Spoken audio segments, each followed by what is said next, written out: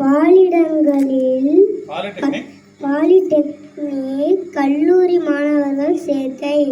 Diploma படிப்பில் 92,000 இடங்கள் காலி, 58,000 இடங்கள் மட்டும் நிரம்பின. அமைச்சருடன் பேச்சுவார்த்தை எதிரொலி. டிட்டோ ஜாப் போராட்டம் தள்ளி வைப்பு. இலங்கை அதிபராக திசாநாயகா பதவியேற்பு. நாட்டில் மறுமலர்ச்சியை ஏற்படுத்த உறுதி.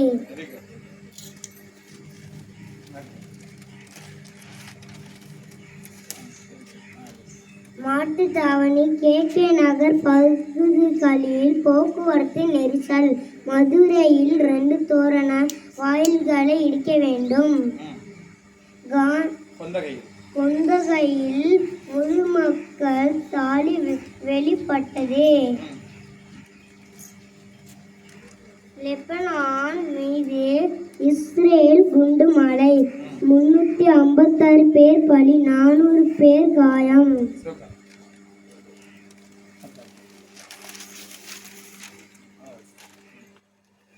செஸ் ஒலிம்பியாட்டில் இந்தியா தங்கம் வென்றதால் கனவு நனவாகியுள்ளது. உகேஷ் ஹரிகா நிகழ்ச்சி. கூட்டு பலத்தில்தான் வெற்றி இருக்கிறது.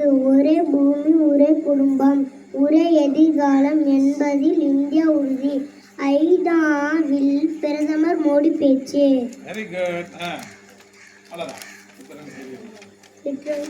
செய்திகள் மட்டும்.